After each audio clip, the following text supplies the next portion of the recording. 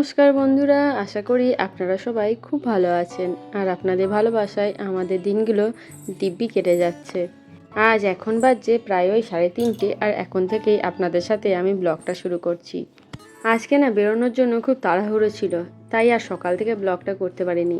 এতক্ষণে বাড়ি যাচ্ছি আর সেই সুযোগেই ব্লগটা শুরু করলাম। তার আগে আজকে দেখাই দাঁড়ান, এই যে সামনে যে প্যান্ডেলের দোকানটা দেখছেন, ওই যে উমা ডেকোরেটরস, ওইটা হচ্ছে পাকুমের দাদুর দোকান। আপনারা তো সবসময় আমাদেরকে বাড়িতেই দেখেন, তাই আজকে যখন বাইরে বেরিয়েছি ভাবলাম ওর দাদুর দোকানটাও আপনাদেরকে দেখিয়ে নিই। বাবার দোকানটা একদম রাস্তার ওপরে আর আমাদের বাড়িটা একটু ভেতর দিয়ে। বাড়িতে এসে দেখছি জুলি অলরেডি গেটের সামনে বসে আছে। ও অপেক্ষা করছিল আমি কতক্ষণে আসবে ততক্ষণই ও ঢুকবে। আর এই দেখুন না, পাকুমকে এতক্ষণে ওর দাদু ঠাম্মা বসে খাওয়ানো শেষ করলো।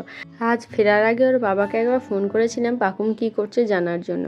তখন বলেছিল যে মেয়েটা আজকে খুব বদমাইশি করছে, একটুও খেতে চাইছে না। তার দাদুটা আর ঠাকুমা মিলে ঘুরে ঘুরে যতটা চেষ্টা করছে খাওয়ানোর। এই তো এবারে পাকুমকে নিয়ে ওপরে যাব, তার আগে ভালো করে আমি হাত পাটা ধুয়ে আসি। আর এই দেখুন এদের দুজনের মধ্যে মারামারি লেগে গেছে, কে আগে মায়ের কাছে আদর খাবে সেইটা নিয়ে। এখন তো আবার করোনার প্রকোপ বাড়ছে, তাই জন্য কোথাও থেকে এলে না আগে ভালো করে হাত পাটা না ধুয়ে ঘরে ঢুকতে মন চায় না।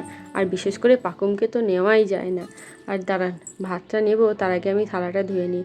এটা আমার একদম ছোটোবেলার অভ্যাস, জানেন তো, যে খাওয়ার আগের মুহূর্তে একবার ভালো করে থালাটা না ধুয়ে নিলে ঠিক মনটা সায় দেয় না।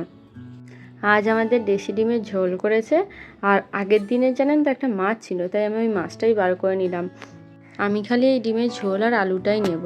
ওই 4:30টার দিকে পাকুমকে না কোনো রকমে একটু ঘুম পাড়িয়ে একটু পড়তে বসেছিলাম। লাস্ট 3-4 দিন ধরে একটুও বইটা খুলে দেখারও সময় পাইনি। আজকের যেহেতু পাকুম একটু ঘুমিয়ে গেছিলো তাই একটুখানি পড়া হলো, কিন্তু এইরকম 1-1.5 ঘন্টা পড়ে কি আর কোনো পরীক্ষা পাস করা যায়? জানি না এরপরে আস্তে আস্তে কী করে কি ম্যানেজ করব। পরিস্থিতিটা এমন হয়েছে আজকে একটু পড়ার সুযোগ পেলেও কালকে পাবো কি না তার কোনো গ্যারান্টি নেই। বা এখন পড়তে বসতে পারছি বলে যে আরও 1 ঘন্টা পর এসে আবারও পড়তে বসবো কি না তারও কোনো নিশ্চয়তা নেই। ফ্রিজে আগে থেকে যে 4টে ডিম রাখা ছিল দেখালাম, ওইগুলো না দেশি ডিম, জানেন তো, ওই পাকুমকে প্রতিদিন সিদ্ধ করে দেওয়া হয় বলে ওর বাবা আনিয়েছে ওই ডিম কটা। আর আমাদের জন্য পোলট্রির ডিম নিয়ে এসেছে, ওগুলো ভরে দিলাম। আর দেখুন সকালবেলা আমার জন্য এই বড়াটা রেখেছিল, সেটা আমি খেতে ভুলে গেছি, এখন তাই খেয়ে নিলাম। আর রাতে আমার জন্য 2টো ডিম সিদ্ধ দিয়ে দিলাম। আমার তো ডিম খেতে ভীষণ ভালো লাগে। আর রাতে আজকে আবার রান্নার সেরকম ঝামেলা নেই, বাবার জন্য এই ঝিঙে সিদ্ধ দিয়ে দেবো আর বাকিদের জন্য আলু সিদ্ধ, ব্যাস। আর এই দেখছেন কেমন লাল পিঁপড়ে হয়েছে ছোট ছোট। সেদিন জানেন মেয়েটাকে কতগুলো এই পিঁপড়ে কামড়িয়ে দিয়েছি, কীভাবে যে পিঁপড়েগুলো আসছে বুঝতেও পারছি না। আমাদের বিছানাতে কিন্তু পিঁপড়ে ওঠে না, কিন্তু ওই রান্নাঘরে এলেই না আমাদের গায়ে পিঁপড়ে চলে আসে। আর আমার মনে হয় আমাদের গা থেকে এই পিঁপড়েগুলো পাকুমের গায়ে চলে যায়।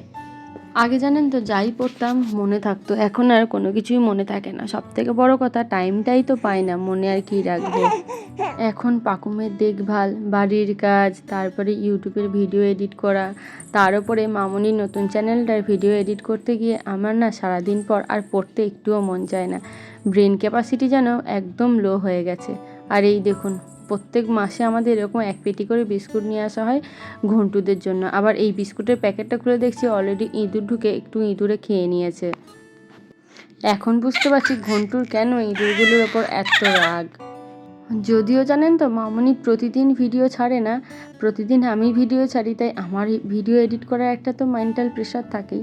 আর তারই মধ্যে একদিন পর একদিন মামনিটাও এডিট করে দিই। তবে হ্যাঁ, আমারটা যেমন ভয়েস ওভার করি, মামনি একদম ভিডিও করার সময় ভয়েস দিয়ে নেয়, যার জন্য আলাদা করে ভয়েস ওভার দেওয়ার কোনো ব্যাপারই থাকে না।